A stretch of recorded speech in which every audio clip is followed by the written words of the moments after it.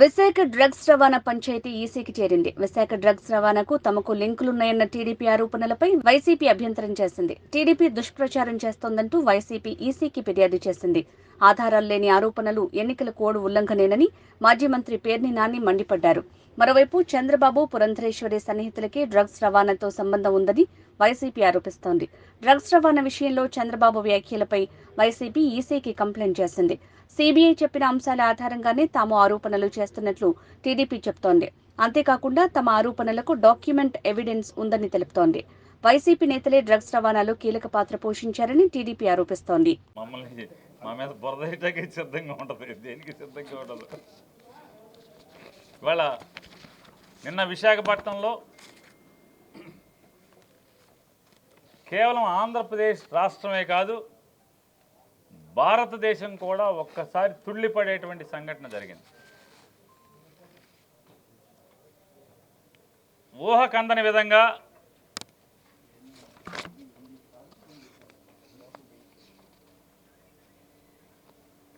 $25,000 కిలోల మత్తు పదార్థాలు ఒక కంటైనర్లో విశాఖపట్నం చేరుకున్నటువంటి డ్రగ్స్ని సిబిఐ ఆ డ్రగ్స్ అన్నీ కూడా పోర్టు దాటి ప్రపంచం మీద పడకుండా పట్టుకోవటం అనేది ఈరోజు ఒక ఆంధ్రప్రదేశ్ రాష్ట్ర యువతే కాదు, భారతదేశ యువత మొత్తం కూడా అదృష్టవంతులని మనం చెప్పుకోవాల్సిన పరిస్థితి. ఇవాళ అంత పెద్ద ఎత్తున మనందరి అదృష్టవశాత్తు బయటికి రాకుండా పట్టుబట్టడం అనేది అదృష్టం అయితే, ఇవాళ దాంట్లో ఉన్నటువంటి లావాదేవీలు జరిపినటువంటి సంస్థలు, వ్యక్తులు ఎవరు అనేది సిబిఐ కానీ, ప్రపంచం కానీ, ఆంధ్ర రాష్ట్ర ప్రజలు కానీ అజగట్టుకోక మునిపే ఒక్కసారిగా చంద్రబాబు నాయుడు గారు వైఎస్ఆర్ కాంగ్రెస్ పార్టీ మీద, జగన్మోహన్ రెడ్డి గారి మీద, ఆంధ్రప్రదేశ్ రాష్ట్ర ప్రభుత్వం మీద విషం చిమ్మేటువంటి కార్యక్రమం మొదలుపెట్టేశాడు. ఎంత కిరాతకంగా, దుర్మార్గంగా ఎవరయ్యా ఈ వ్యక్తులు అని చూస్తుంటే ఇవాళ ఏంటి చంద్రబాబు ఎందుకు వచ్చాడు, అసలు ఇంకా సిబిఐ నోరిప్పలేదు. ఎవరి వ్యక్తులు ఏంటి, కంటైనర్ ఏంటి అని మీడియా కానీ, ప్రపంచం కానీ అజగనుకోక ముందే ఆయన బయటకు వచ్చి మాట్లాడేస్తాడు, విషం చిమ్ముతాడు. ఎవరయ్యా ఈ వ్యక్తులు అంటే విదేశాల నుంచి డ్రగ్స్ అందుకున్న వాళ్ళు ఎవరయ్యా అంటే అడ్రస్లని చూస్తే అంతా మనోళ్ళే, అంతా బీరకాయ పీసే, అంతా చుట్టరకాలే. మరిదికి చుట్టం, వదినికి చుట్టం, వ్యాపారాలు, భాగస్వామ్యం, వాటాలు అంతా వీళ్ళే. విషం మాత్రం జగన్మోహన్ రెడ్డి గారి మీద. ఎందుకు 45 ఏళ్ల ఇండస్ట్రీ, 14 ఏళ్ల ముఖ్యమంత్రి, 75 ఏళ్ల వయసు, పొలాల్లో రావి చెట్టుకి, తాడి చెట్టుకి కూడా వయసు వచ్చేది, కానీ ఎంతో కొంత జనానికి పనికి వచ్చే పనులు చేస్తూ ఉంటాయి. కానీ ఈయన అనుభవం, ఈయన వయసు ఎవరికి ఉపయోగం?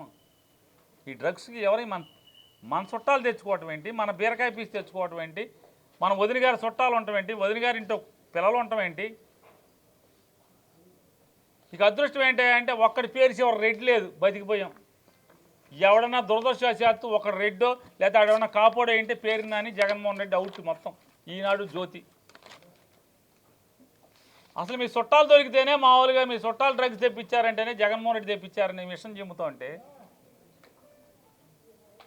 అందుకోసమే ఎలక్షన్ కమిషనర్ గారిని కలిసాం. అయ్యా, దీన్ని లోతుగా విచారణ చేయాలి. తెలుగుదేశం పార్టీ మాకు భయాలు, అనుమానాలు ఉన్నాయి. ఈ రాష్ట్ర ప్రజలకి, వైఎస్ఆర్ కాంగ్రెస్ పార్టీకి ఆందోళనలుగా ఉన్నాయి. బ్రాందీ పంచేటువంటి స్థాయి నుంచి దాటి ఈ రాష్ట్రంలో ఓటు కోసం డ్రగ్స్ ఏమన్నా పంచిపెడతాకి తెచ్చాడా చంద్రబాబు? ఆయన కొడుకు ఒక్కసారి లోతుగా దీన్ని విచారణ చేయించి త్వరితగతిన దీన్ని అరకట్టండి. ఈ ఓడ వెనకాల మరింకో ఓడ కానీ మరొక మార్గంలో కానీ తెచ్చేటువంటి ప్రయత్నాలు చేసేటువంటి అవకాశాలు మెండుగా ఉన్నాయి. ఎందుకంటే ఇతను తిరిగేదంతా చేసిన సావాసాలన్నీ కూడా దొంగలతోనే. 5 ఏళ్ళు ముఖ్యమంత్రిగా ఉన్నప్పుడు ఇట్లాగే సింగపూర్ నుంచి ఒక దొంగను తెచ్చి మొత్తం రాత మర్యాదలు చేసి ప్రభుత్వాన్ని అప్పజెప్పేశాడు. కొత్త అల్లుడిలాగా మర్యాదలు చేసేవాడు. అతన్ని అడ్డం పెట్టి ఇవాళ అదే సింగపూర్ మంత్రి జైల్లో ఉన్నాడు. పాపాలు చేశాడు, దోచాడు సింగపూర్ని అని చెప్పని, తప్పుడు వ్యాపారాలు చేశాడని చెప్పని, లంచాలు తీసుకున్నాడని చెప్పని. కాబట్టి ప్రపంచవ్యాప్తంగా చంద్రబాబు నాయుడు ఎప్పుడు అధికారంలో ఉన్నా ప్రపంచంలో ఏదో ఒక దేశంలో తప్పుడుతనంతో, దొంగతనాలతో, అవినీతి పరులతో, మాఫియా వ్యక్తులతో అంటగాగినటువంటి ఉదాహరణలు కోకొల్లలుగా ఉన్నాయి. కాబట్టి అతనుకున్నటువంటి పరిచయాలలో ఈ రకమైనటువంటి దిగజారి, అంటే రాజకీయాల కోసం ఎంతకైనా దిగజారేటువంటి, తండ్రి లాంటి మామని పొడిచినోడు, బావమరిదిని కాళ్ళు పుచ్చుకు లాగినోడు, వదిన గారిని తోడల్లుండి మోసం చేసినోడు, ఒకే కడుపున పుట్టినటువంటి సొంత తమ్ముడిని వంచన చేసినటువంటి, అంటే రాజకీయాల కోసం ఎవడినైనా ఎంతకైనా నమ్ముకున్న వాళ్ళని కూడా ఏ రకంగా దిగజార్చి ప్రవర్తిస్తాడో మనకు ఉదాహరణలు ఉన్నాయి. కాబట్టి ఖచ్చితంగా దీని మీద లోతైన విచారణ చేయాలి. మళ్ళీ ఈ ఎన్నికల్లోపు వీళ్ళు డ్రగ్స్ తెచ్చి జనాల మీద వదిలి పంచిపెట్టకుండా ఓటు కోసం ఏమైనా చేసేటువంటి దిగజారే ప్రవర్తన చేయకుండా అరికట్టాలని చెప్పిన ఎలక్షన్ కమిషన్ గారిని కోరటం జరిగింది. ఆయన తప్పకుండా కేంద్ర ఎన్నికల కమిషనర్ గారి ద్వారా కేంద్ర సంస్థలన్నీ కూడా, విచారణ సంస్థలన్నీ కూడా అలర్ట్ చేసి అటువంటి పాపాలు జరగకుండా చూస్తానని చెప్పి ఆయన చెప్పారు. అలాగే నిన్న రాత్రి ఈ విషం చిమ్మే కార్యక్రమం తన సొంత ట్విట్టర్ అకౌంట్లో చంద్రబాబు నాయుడు గారు ఏ రకంగా విషం చిమ్మాడో దీన్ని కూడా కాపీ ఆయనకి ఇవ్వటం జరిగింది. ఆయన చదివి, ఇది చంద్రబాబు నాయుడు గారు సొంత అకౌంటా అని అడిగారు. అవునండి, ఇది ప్రెస్ స్టేట్మెంట్ కాదు, ఆయన ట్విట్టర్ అకౌంటే అని చెప్పాం. కావాలంటే మీరు వెరిఫై చేసుకోండి. చంద్రబాబు నాయుడు సొంత ట్విట్టర్ అకౌంట్లోంచి, పర్సనల్ అకౌంట్లోంచి ఇది ట్వీట్ చేశాడు.